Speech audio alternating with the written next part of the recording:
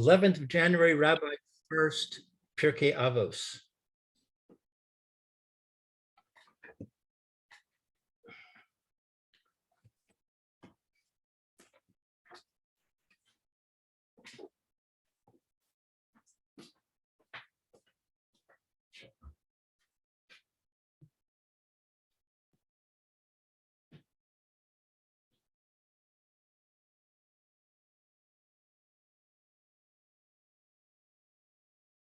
Yeah.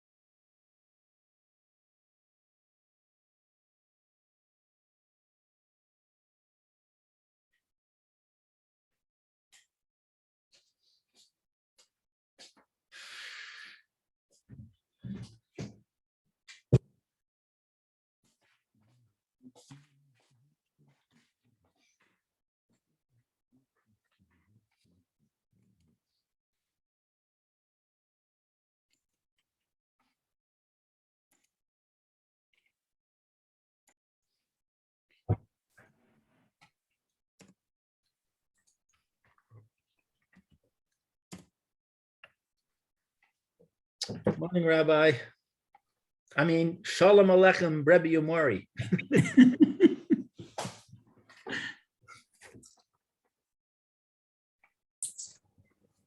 If you're speaking, Rabbi, I cannot hear you. If you're not speaking, I cannot hear you.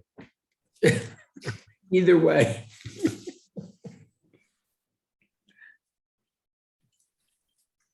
Can anybody hear the Rabbi speaking? No. Rabbi, can you hear us? Would you raise your hand if you can hear us?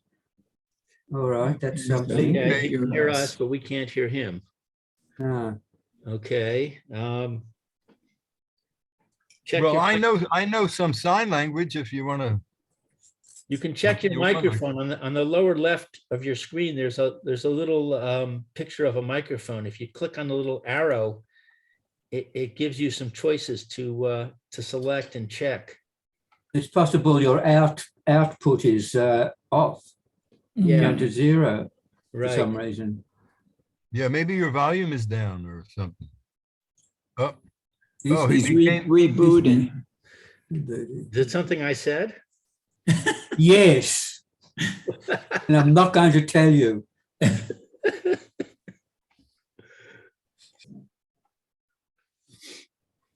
Oh, you want me to go inside? I don't mind. Hello, yeah, I mean, Shalom Aleichem, Rabbi Amori. Hello, do you hear me now? Yes. Yes. What was the Hey. problem? See, Roy, let me explain something to you. Beg your pardon?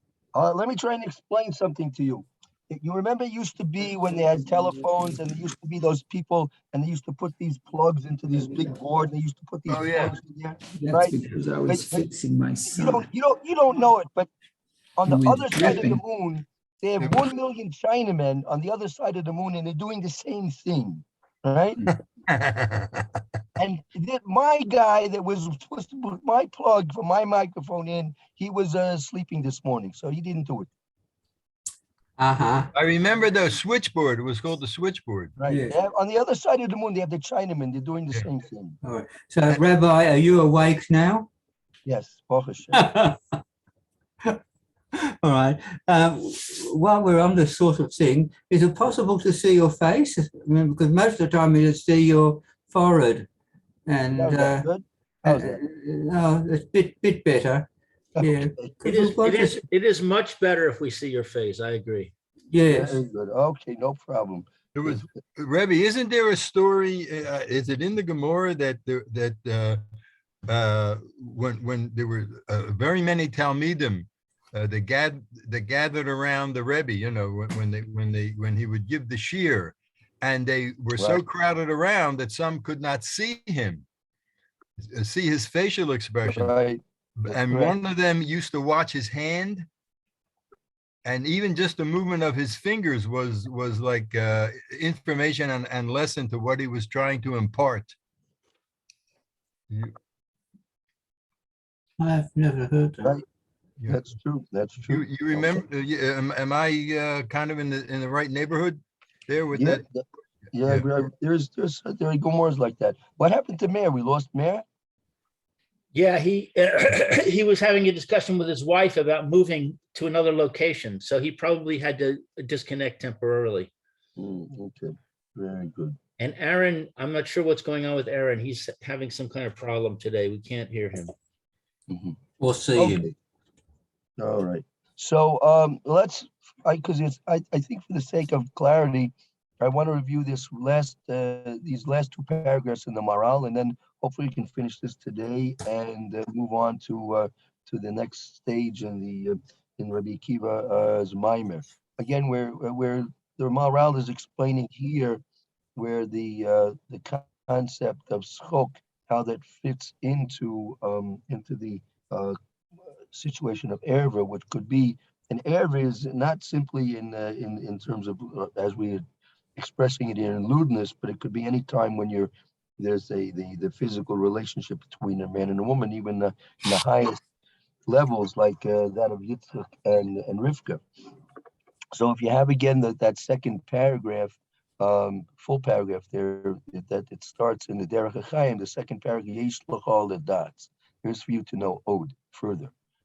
Have it there. Let's review that. We've done this a few times. We'll just review it, and then we'll try and finish the last paragraph all in today's session. Okay. Okay, Good to see by you the back. way, Barry and I had a conversation about reading, and we agreed that we're not going to have a fixed plan, which is just when he wants to read, he'll say, I want to read, and then I'll say, fine. Right. That Roy can do that too, and Mayor and everybody, Aaron, everybody can do that too. Yeah. I agree. I agree. So today I'd like to read. Okay. Any objections? Any objections? No. Okay. V'yesh lecha ledas od eich ha-schoch v'kalas rosh magilin es hadam le'erva. So there is for you to know, furthermore, how uh, what do we say, levity, Levity, right? and lightheadedness, accustom a man to sexuality, let's say. V'zeh ki ha'erva hu salok Hashem. Yeah, that's actually with the Hey Shin Yud, that's Hashem Yisbarach. Hashem Yisbarach. Hashem Yisbarach. Hashem, may he be blessed. And this is because sexuality removes one from Hashem. I'm sorry, it removes Hashem min hadam, ha'adam, From the person. from the person. V'davar zeh tir'eh ki ha'maaseh hazeh. And this matter, in this matter we see when and this act, af kasher eno ba'avera, even when there is no transgression, we see this even when there's no transgression. I guess there's a period after that, after transgression. Well, it's for a semicolon because now he's going to bring the pasuk in Devarim to bear out the point. Right. Kasiv, as it is written, v'lo yir'eh v'cha ervas davar v'shav me'acharecha Hashem. And there should not be seen in you sexuality, a matter of sexuality, to send you away from Hashem. Well, that Hashem will distance himself from you. Here Ervis Dover is like something unsightly, right? Oh. So, and again, and it's the same concept. The erva doesn't necessarily have to mean the act itself. Erva can be something which is unsightly because the act itself is not. It's not that it's an unsightly act, but it's not to be. It's something which is not supposed to be seen, right? That's a big difference. It's supposed to be private. We're saying, excuse me, it's supposed to be private. We're talking about it's not supposed to be seen, meaning exactly, 100%. it's supposed to be private. Yeah. That's well, right. Yes, well, exactly. It's supposed to be private. Related to this idea of the modesty and the the qualities that go into this, the privacy between man and woman. Is there a connection to the fact that throughout our history, especially in the Chumash, the Avos had multiple wives, but and that was permitted. But of course, if the wives, it would be usher for them to have multiple partners, but the men were allowed. Right. Right. No. So how does that relate to the kavana of the man and the woman? Because apparently the man is allowed multiple partners, as a wife, of course, but still there seems to be some kind of connection. No. First of all, just in a very basic logical reasoning, why a woman can't have more than one husband is because it would be impossible to have any lineage. If one woman had many husbands, she'd never know whose child this is. Mm-hmm. Right? It'd be impossible to to know who Right. shows us. But in contrast, when a man would have several different wives, right? Since each wife only has that same self-husband, everyone knows who the husband is, and everyone will know who the mother is. Right. But is there any connection that a man has a personality where he can have, so to speak, allegiance to more than one woman, but a woman, her personality is that she can, that she should have an allegiance to only one man. I'm not sure. I don't know. That never thought about it. Never learned about it. So I can't say the I'm sorry. Yeah. Don't know. Okay. Okay. Keep it in mind, and we'll see if anything ever comes up. We can try and explore it if there's something to work on there. I think if you listen to any of the country western music, you'll find out that the They're in no. But there what? Answer is no. You're cheating, heart. Oh, yeah. Yeah, that's right. Yeah. It's true. I just wanted to clarify, when we say Avos davar Yes. is unsightly, and then Barry was saying maybe it means private. Is that also a valid translation? Private? Well, I mean, Avos davar is something which should be hidden and private. Yeah. I'm asking because unsightly has a negative connotation, whereas private doesn't. Yeah. Right. I wouldn't get too involved with the English translations because they're going to have certain contextual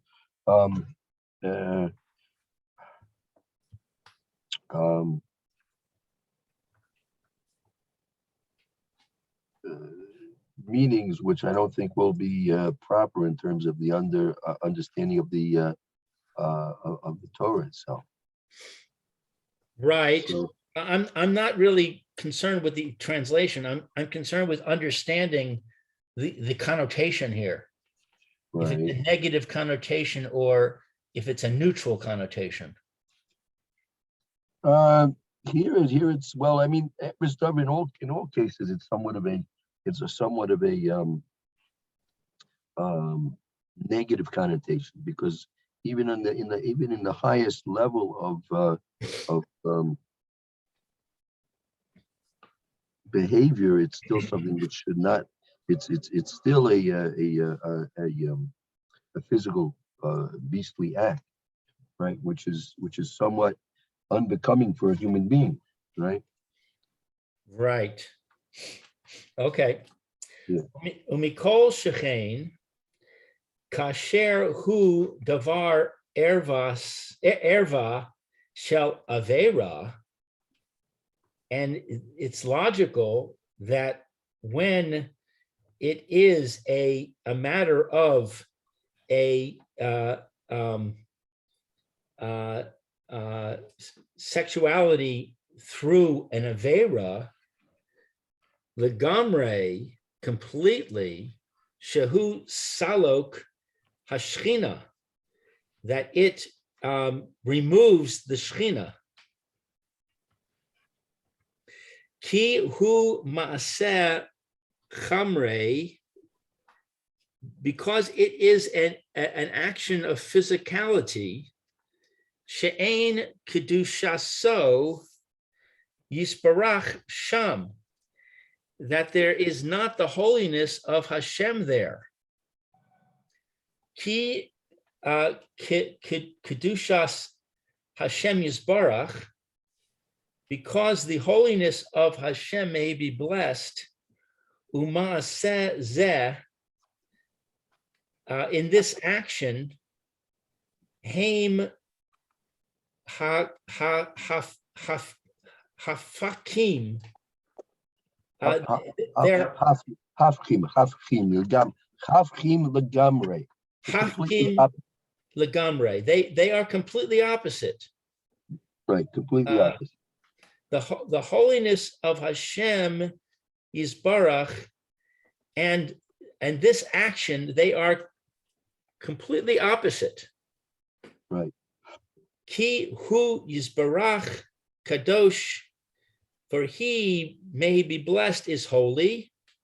Umaaseh zeh hu behemi chamrei, and this action is beastly physical. Right.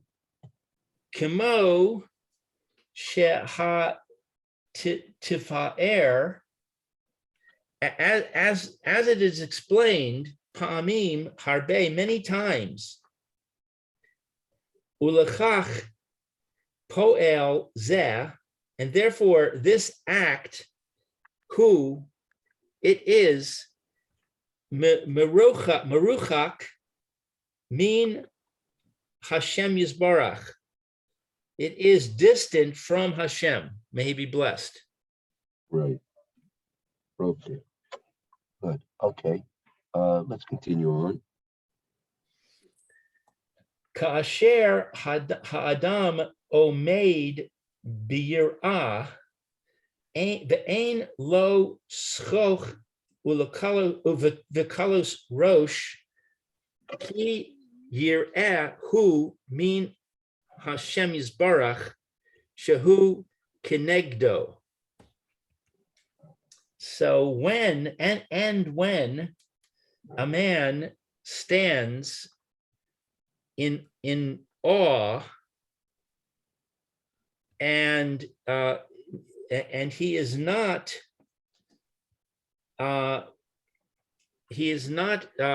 jesting and lightheaded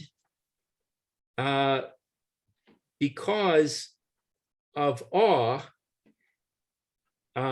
he from Hashem Yisbarach, that he is corresponding. I'm a little confused about this sentence. That kasher adam omed b'yir, when a person is in a situation of awe, ve'ein lo schok v'kalos, and there's no levity and jesting. Ki yira rak, there's only awe. Mina Hashem Yisbarach, Hashem blessed be He, who connected, which is Hashem is there with him. As Eino Bali de Poil Zed. In that case, a person won't become to do this, would not act this way, right? Sha'al Yidei Adam Maschok Mina Kadosh Baruch Hu, Marachok Mina Kadosh Baruch Hu. Through this act, a person is going to be distancing himself from Hashem Yisbarach, right? So when a person is in a serious frame of mind, and he's not frivolous and lightheadedly, then he won't come to this act of erva, because that act is going to drive away a Kadosh Baruch Hu from him.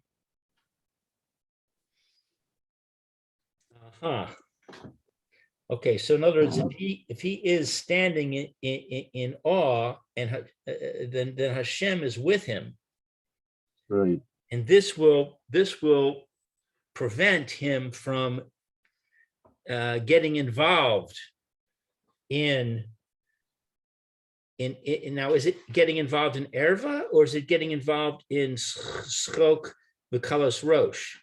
No, he won't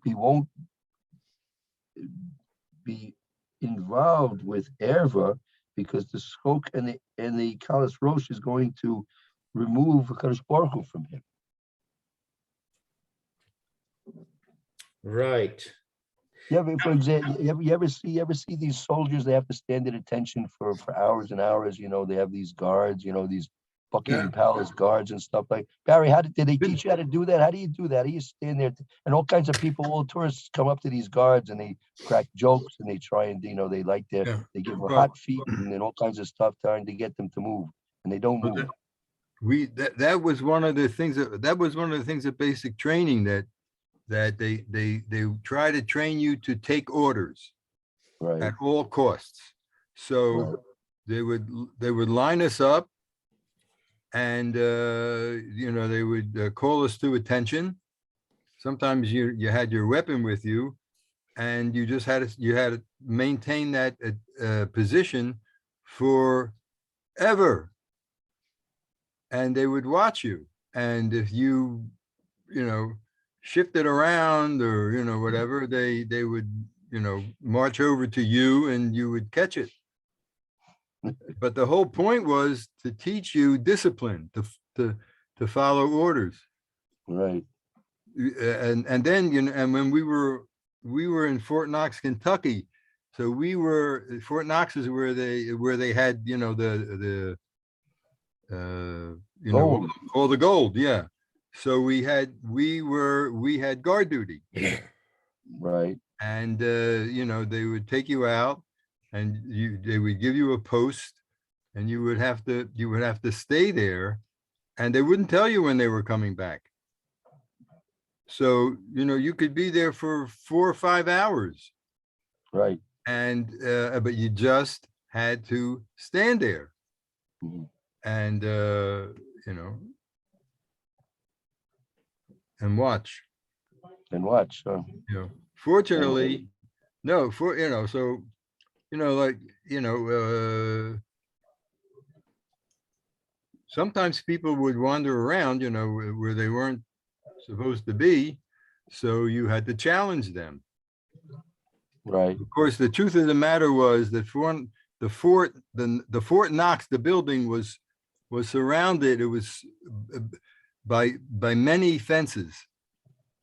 And Right. you know, so like where we stood, we were probably a mile away from the building. Mm-hmm. So nobody was going to, you know, jump over our fence and haul away the gold. Right. Right.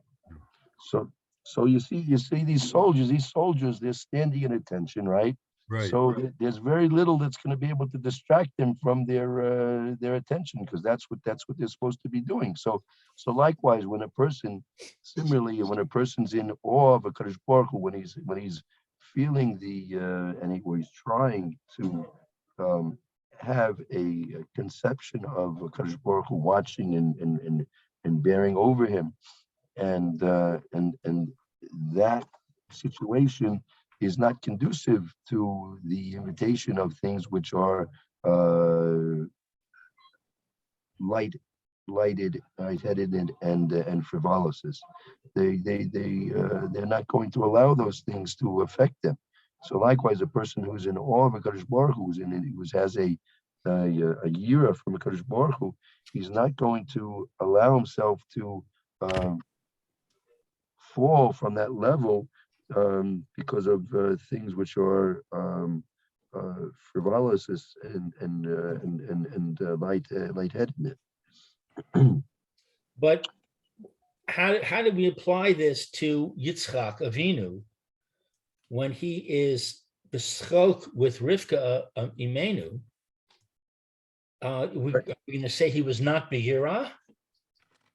Because at that point, he was involved with pleasing his wife, and that's also part of the Kadosh Baruch Hu's plan, that a husband should please his wife. So by the time a person is pleasing his wife, he can't be at the same level of yira that he is when he's involved with other things, right? So he had to set aside, so to speak, his yira in order to do that act. To a certain extent, right? To a certain extent, yeah. Again, the Avos But he were on thought he very was- high level. But didn't he think he was in private at that time? Yeah, of course. They were in private. Right.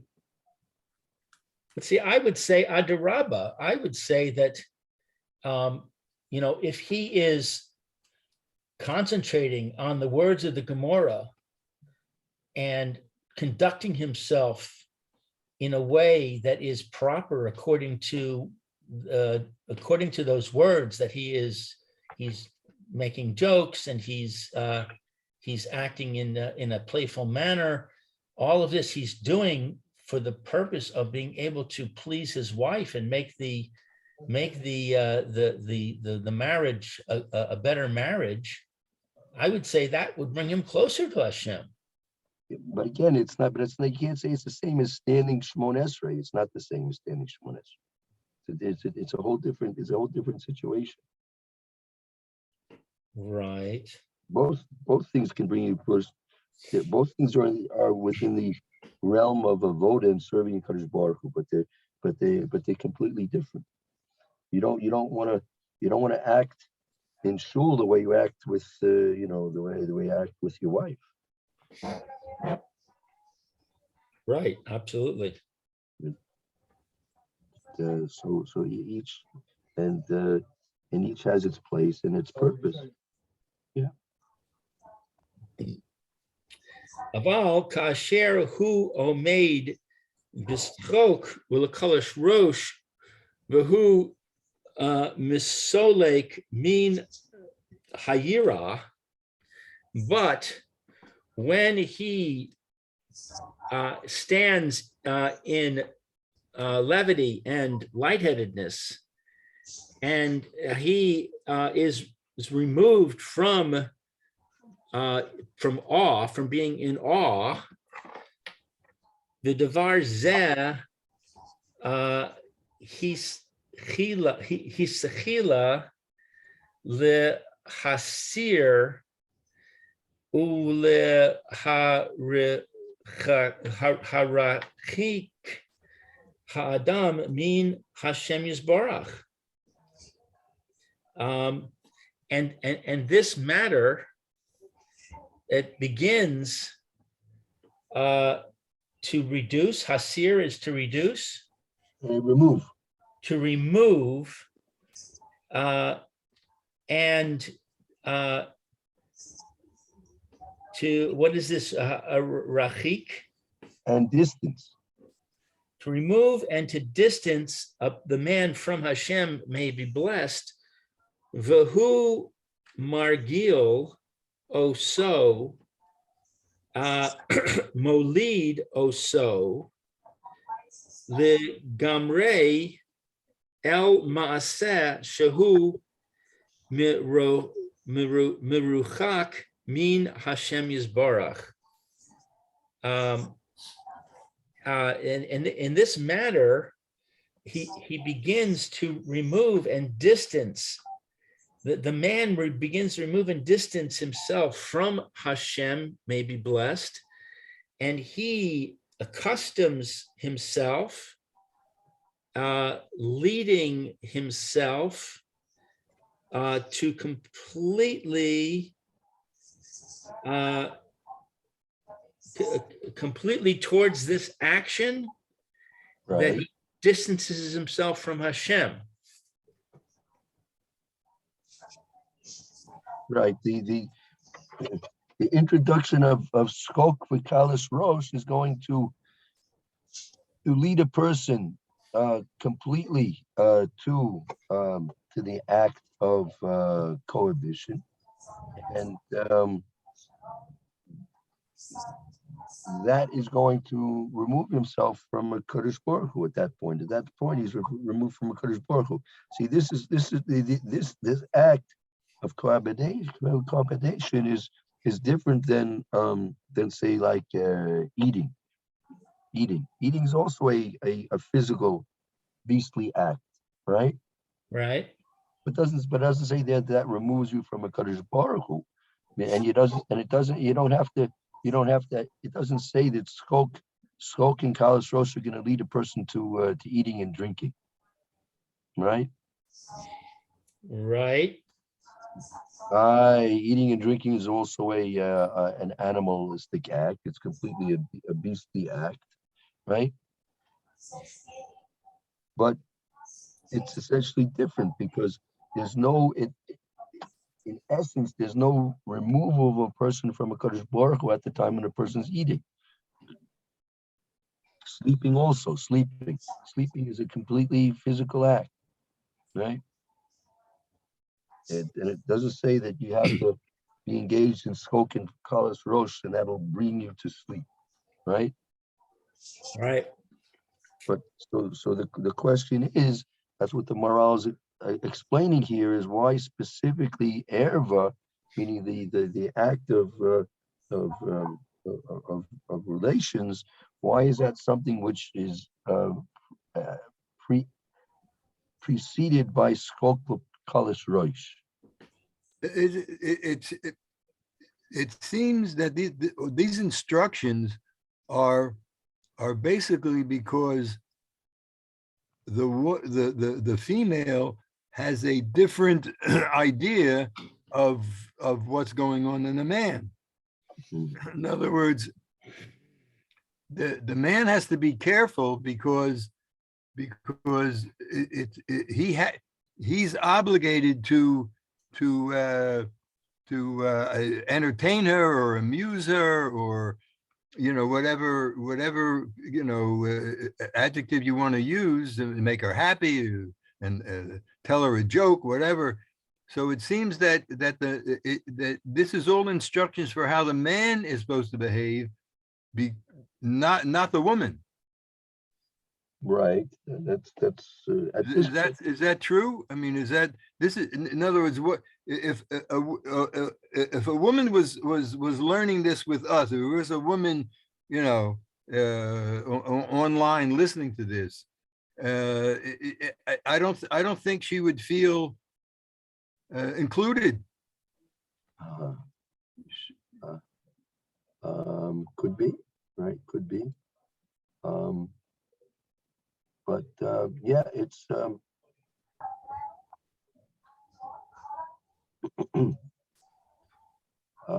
yeah, it's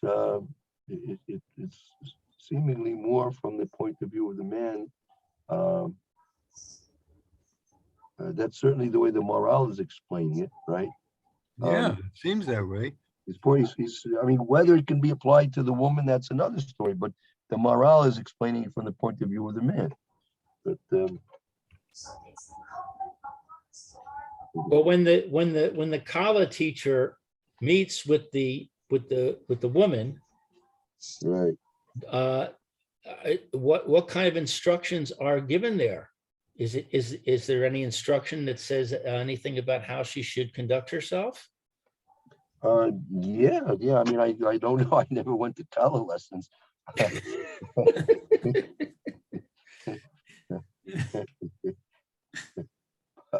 Might be interesting to bring a Kala teacher in as a guest lecturer.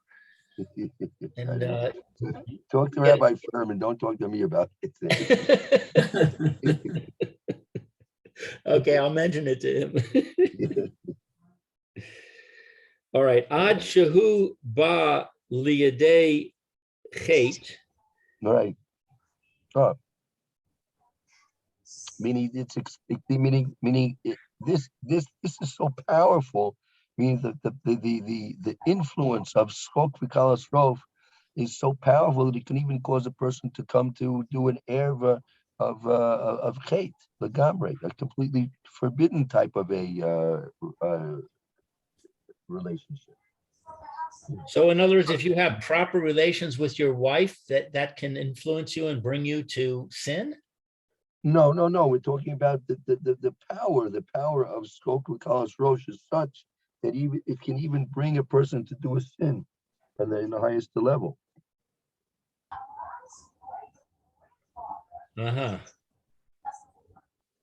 So I thought we were talking about the physical act. It says davar zeh. I thought that we were talking about relations, not schok and kalas rosh. Oh well, davar, no. That's what it means. No, it says that's what it's take. Again, it says davar zeh hitkil lahasir harkik adamini shemis bar. This thing will begin. This meaning skok v'kalas rosh will cause a person to begin to be removed and distance a person from a shemis bar. Umargo sol molichel sol legamre elamaisa, and it will enable a person to go completely to this Maisa, which is a further distancing himself from a Kadosh Baruch Hu. Ad meaning it could, meaning the Skok V'Kalas Rosh can bring a person eventually to a Chet of Erev Legamre. So when it says Maaseh, it's talking about Schok and Kalas Rosh? Elamite, no. Mais is referring to the tashmish, to the relations, to the act. Right, so he's led to the act, and that distances from Hashem Right. until that he comes to sin. Right. Meaning, So I thought we were talking about the act here. no. It's all going back on the potential of Skok V'Kalas Rosh. That's one thing. When even a married woman, a person's own wife, when she's in nida, you cannot. It's us to have be Skok V'Kalas Rosh. All the things that we're careful about doing when the wife is in nida is because you don't want the situation to be reduced to a situation of Skok V'Kalas Rosh. Right. If that happens, a person could even with his own wife be over an issur of nida, which is terrible. Right. Okay, so I see. So it's the Schok and the Kalas Rosh. So the Devar Zeh is referring to the Schok and the Kalas Rosh. Yes, I think so. And that begins to lead a person and accustom him to doing the act. And that whole process, which began with the Schok and the Kalas Rosh, is what can lead to sin. Right. Yes. Okay, I think I get it. V'gam zeh nachon aval ikar ha-peirosh kamo shehis ba'ar lecha le'ma'ala. And also this is correct, but the essence of the explanation is like, what is this word shehis ba'ar? As it's been explained. It's like that has been explained to you above. Right. So let me see what this sentence means. And this is correct, but the essence of the explanation is like that has been explained to you above. I don't get what the sentence is saying. That's a reference to the previous paragraph. That's all. Okay, above. Okay, that's the previous paragraph. Okay, so it's correct. All right. Ki hapoel hazeh hu tzchok legamre dezehu lashon divrei chachamim zal b'kol makom, because this act, it is. Now we have two words here. We have tzchok with a tzadi, and we have tzchok with a shin or sin. Right. It's Right. basically, they're interchangeable. Okay, so jesting,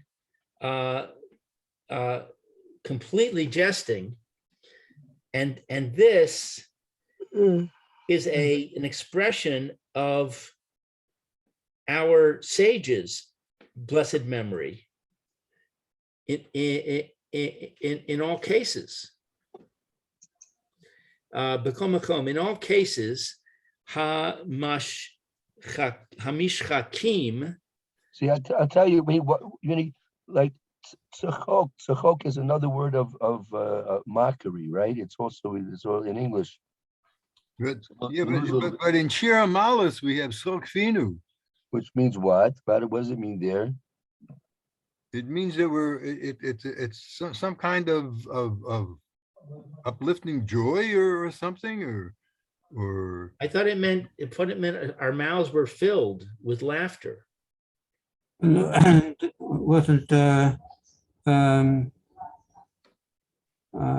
yeah, you're right. It's a joyous, uplifting feeling. Yeah, but it depends what the joy is. What is the joy about? I mean, what's the joy about? Well, isn't Yitzchak, doesn't Yitzchak come from Schok? yes, Yeah, right.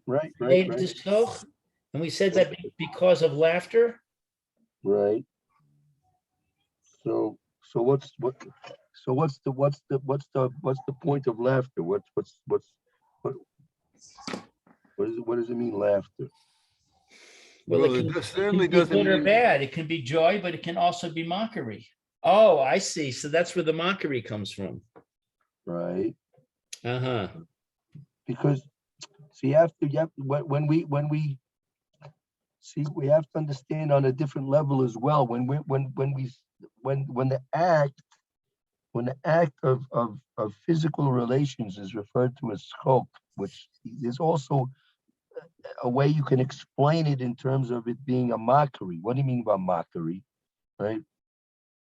Why would you think that the act of a even on the highest level, right? Why even on the highest level of, let's say, relations between a husband and the wife, why would the Torah explain that and use a reference to that act as being tzchok, which has an element of laughter, meaning of mockery in it? Where can you explain that there's an element of mockery in that act of, on the highest level of, let's say, a husband and a wife having proper relations with each other? So That's where I'm getting stuck, Rabbi. That's where I'm having the difficulty seeing how you go from one to the other. So if you understand the nobility of a human being, right, that the Kadosh Baruch Hu created us with seichel and with the neshama and with chachma and wisdom and all the virtues of human being, right, that we should be reduced to have to do such an animal act, right? That is a mockery of our being human. To a certain extent. Mhm. I mean, if you look at I don't have to tell you, there are those that believe that the religious, the so-called pious people of their religions they can't marry. You know, they have to be separate from women, right? But that's a big mistake. That's a big mistake. that didn't work out too great. It didn't work. It doesn't work out at all. Don't fool yourself, Barry. It doesn't work out. That's right. Yeah, that's right. It's the you know, the whole system is corrupt.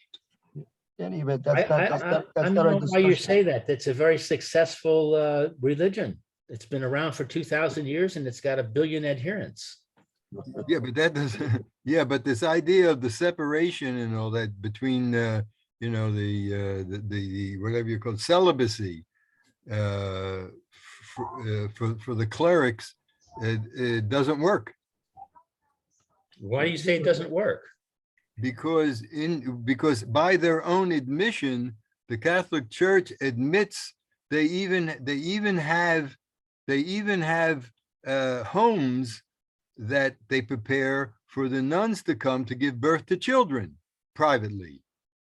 And that's not really our issue right now. That's not the point. no, but yeah, but I'm just saying it doesn't work. Right. It doesn't work.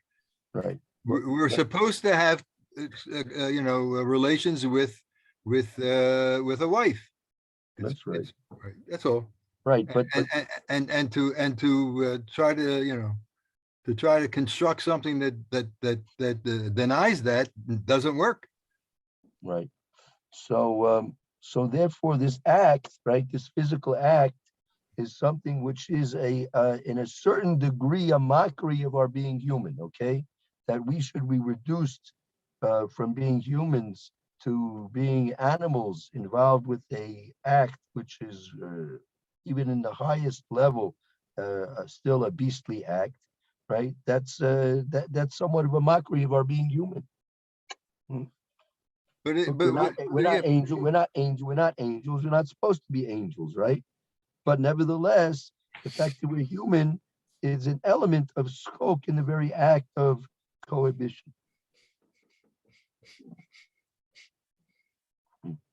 Let's just finish the last two lines, then we'll stop and take a break. Okay, B'kol Makom, nevertheless, hamashchikim, playing, uvinokot. Because with children, they have these people that they play, they abuse children. Playing with children. Okay. Karui is called he's Hatashmish skok. Hatashmish schok. Tashmish is the act. Yeah, that's right. And schok, schok is the mockery. Right. It's an act of mockery. Kasher lo yavo mimenu tachlis acher leholid banim. When it does not come from the purpose, from another purpose, to give birth to children. Right. Sorry. Go ahead. That's good. It's good. Ulefichach amar schok ulekalos rosh vikalos rosh margilin ha'adam la'erva. And therefore, we say that levity and lightheadedness accustom a man to sexuality. Right. Okay. So I didn't get the point about the playing with children. What? No, because that's the element of scope. Those who fulfill their sexual desires and pleasures with children, right? So it's Chazal referred to that masachikim bitonokus, that they're playing with children, right? So because first of all, it's a mockery of the whole purpose of why they're supposed to have the pleasures, and they're using their desire for pleasure without the purpose of having children. So that's itself a mockery of the whole pleasure that the Kadosh Baruch Hu intended to be used for the proper purposes. And it's used in the context of with the children that they're playing, they're playing, they're jesting with children. That's also because that's also the act which they're doing is an act of mockery. So how do we translate b'chol makom? I translate it as nevertheless, but that doesn't seem to fit logic. No, that means in all circumstances, meaning in all contexts. In all contexts, playing with children is no good. Well, no, it says key. You have to back up. Ki hapoil hazeh, since this behavior is schok legamri, is absolute schok, frivolity. V'zeh lashon kamim b'kol makom. This is the way that Chazal referred to it in all situations, in all contexts. Oh, that's the end of the sentence. Right. And now he brings the Gemara Nida, which is a proof. He just brings the Gemara Nida as a proof. Oh, okay. Clear? In all contexts. So that all contexts, that means including Yitzchak Avinu. Yep, that's right. The Torah uses that lashon, that expression as well. Right, exactly.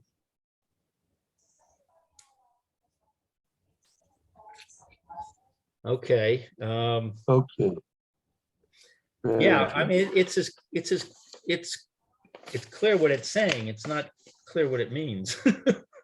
I mean, it's still difficult for me to understand how this applies to Yitzchak Avinu. No, it's again, you could the same way that the act is it's in a certain way. The act of a man being with his wife is a mockery of his being human. It's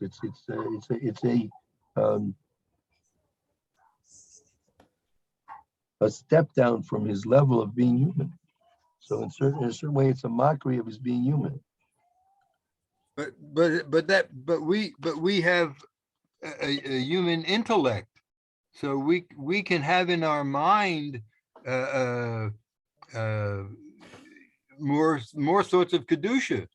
That's what we're supposed to do, exactly. Right, right. So that's how we overcome that. Right, but the act itself is a mockery. The act itself is a mockery. So why don't we say that we should be celibate? Because that's how we started off. Hashem didn't want to make us like fish. Why couldn't we procreate like fish? You know, every house would have a little fish tank in it, and then the wife would go into the fish tank and deposit her eggs, and the man would go and take a bath in the fish tank, and the babies would come out of the fish tank. Could do that. Hashem could figure that out. Right. So why, I mean, it seems like a stira here that we're saying that this, this even in the best of circumstances with Yitzchak Avinu, this is a bad thing. No, that's not bad. We're not saying it's bad. That's a value judgment. We're not making any value judgments here. There's no value judgments here. Right? But not bad.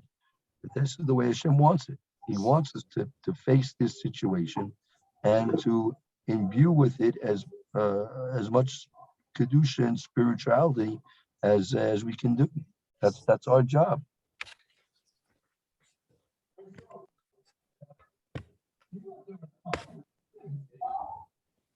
Okay. Okay, I'll have to think about it a little bit. Break time? No problem. You sent out a Okay, so printout. That's for the next class, right? Yeah, we'll take a break now for the next few minutes, and then we'll be back soon. Okay, It's great. Hashem. All right. All right. Thank Thank you. Roy, so have a much, good day. Rabbi. We'll see you tomorrow, Mr. Hashem. Thank you. See you all soon. All right.